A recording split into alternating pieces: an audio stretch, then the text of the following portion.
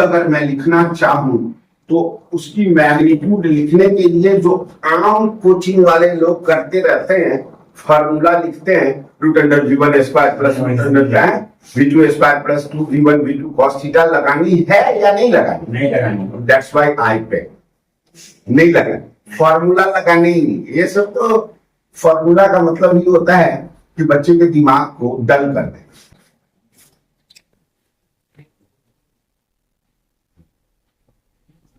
दो vector given है v1 and v। आप बताइए आप ये इन दोनों वेक्टर की मैग्नीट्यूड क्या है? 30 मेरे पास सेम मैग्नीट्यूड, दोनों वेक्टर की मैग्नीट्यूड सेम है। क्या ये दोनों वेक्टर सेम हो गए? No, directional. That's why these two vector are different, है ना? Right. Find v1 plus v, right. तो अब आपको इन दोनों वेक्टर को क्या करना है? जोड़ना है। नहीं, मैंने आपको बताया था कि किसी भी दो वेक्टर को अगर ड्रॉ करनी है तो आप सबसे पहले उन दो वेक्टर का डायग्राम ड्रॉ करें। आप बताओ, हम लोग जानते हैं कि ब्लैक बोर्ड या व्हाइट बोर्ड या कॉपी के पेज में अप डायरेक्शन, अपर पोर्शन को नॉर्थ मान, इस साइड को और नीचे। तो फर्स्ट ऑफ ऑल हमको इन दोनों वेक्टर को ड्रॉ करनी है। तो फर्स्ट वेक्टर को जब आप ड्रॉ करेंगे तो वो ईस्ट के तरफ है और एक हम लोग लाइन ड्रॉ करेंगे जो लाइन की length directly proportional to magnitude होती है। तो 30 सेंटीमीटर का लाइन ड्रॉ करो अप्रोक्सीमेट, और उसमें एरो दे दो। ये वेक्टर v1। दूसरा वेक्टर सेम मैग्नीट्यूड है, तो जब हम लाइन को ड्रॉ करेंगे दूसरी लाइन को, तो लेंथ अप्रोक्सीमेटली सेम दिखना चाहिए। तो दूसरी है 30 डिग्री वेस्ट ऑफ नॉर्थ। क्या आप बता सकते हैं कि 30 डिग्री वेस्ट ऑफ नॉर्थ का हम कैसे ड्रॉ करें? Sir anyone? Sir north west direction. किस लाइन से 30 डिग्री एंगल ले? किस लाइन से 30 डिग्री एंगल? हाँ, नॉर्थ के लाइन से 30 डिग्री एंगल पे हम लोग एक लाइन ड्रॉ करते हैं ना। 30 डिग्री वेस्ट ऑफ नॉर्थ का मतलब होता है नॉर्थ से वेस्ट के तरफ 30 डिग्री, नॉर्थ से वेस्ट के तरफ 30, राइट। ये है 30, और ये लाइन की लेंथ भी इस लाइन की लेंथ के इक्वल। ना, आपने दोनों फैक्टर को ड्रॉ कर। अब मैंने आपसे यह भी कहा था कि आप इस तरीके से ड्रॉ करना कि दोनों के टेल कॉमन पॉइंट पे दो, राइट। और ये इसलिए कहा था कि आपको दो वेक्टर के बीच का एंगल पता चले। आप बताइए एंगल क्या है इन दोनों vector? 120 degree. 120, right. Why not 240 degree? Sir because we always take the smaller angle, like actual angle. Accurate, fine, very good. तो ये है 120 डिग्री इनके बीच का, राइट। आप बताइए, आप क्या मैं इन दोनों लाइन को two side of the triangle assume कर लूं? कर लो?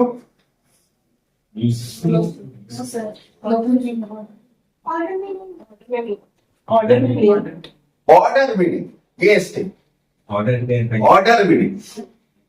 अगर आप दो फैक्टर को जोड़ना चाहते हैं तो two side of the triangle को आपको मानना होगा दो गिवन वेक्टर, बट वो दोनों two side of the triangle पे ऑर्डर में होना चाहिए।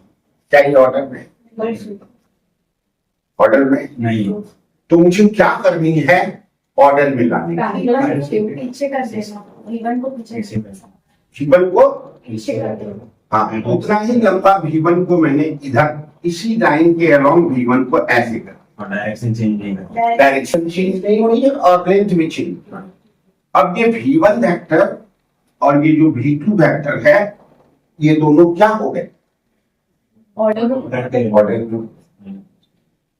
अब जो आप यहां से थर्ड लाइन ड्रॉ करेंगे ट्रायंगल बनाने के लिए, वो किस ट्रायंगल बनाने के लिए जो थर्ड लाइन ड्रॉ करेंगे वो कैसे होना चाहिए बताइए। ऊपर की तरफ से बोलने से। ऊपर की तरफ है। ऊपर की तरफ है, मतलब रिवर्स ऑर्डर में, राइट, क्लियर है। अब बताइए ये जो थर्ड लाइन है, इन दोनों का क्या देगा वो, रिजल्टेंट का मतलब वेक्टर में क्या होता है, V1 प्लस। अब बताइए इस लाइन की जो लेंथ होगी वो रिजल्टेंट का क्या होगा, इस लाइन की लेंथ रिजल्टेंट, और इस लाइन की जो डायरेक्शन होगी वो रिजल्टेंट का डायरेक्शन। रिजल्टेंट भी एक वेक्टर, हाँ तो उसका मैग्नीट्यूड और उसका डायरेक्शन दोनों पता होना चाहिए। हाँ। अब ये बताइए ये लेंथ कितना, कितना लाइन, इस लाइन की लेंथ कितनी है 30 मीटर। और इसकी, ये एंगल कितना है 60। राइट 60। तो अब आप ये बताओ, अगर आपने क्लास 10th में बहुत अच्छे से पढ़े हो, तो आप ये बताओ ये लेंथ और ये लेंथ ट्रायंगल में सेम है, तो ये एंगल और ये एंगल क्या होगा, सेम होगा। और ये 60 है तो ये दोनों एंगल कितना होगा 60 होगा। तो अब आप ये बताइए कैसा ट्रायंगल बन गया, इक्विलैटरल ट्रायंगल में तीन साइड का लेंथ इक्वल होता है कि अनइक्वल होता है। तो बताइए रिजल्टेंट का मैग्नीट्यूड अगर मैं लिखना चाहूं तो उसकी मैग्नीट्यूड लिखने के लिए जो आम कोचिंग वाले लोग करते रहते हैं, फार्मूला लिखते हैं, root under V1 square plus root under V2 square plus 2V1 V2 cos theta लगानी है या नहीं लगानी, नहीं लगानी। दैट्स व्हाई आई पे नहीं लगानी, फार्मूला लगाने ही नहीं। ये सब तो फार्मूला का मतलब ये होता है कि बच्चे के दिमाग को डल कर दे, राइट, तो वो नहीं लगानी है। बताइए आप डायरेक्टली बिना फार्मूला का क्या, 30 मीटर पर सेकंड। 30 मीटर पर सेकेंड, ये मैग्नीट्यूड ना, ठीक।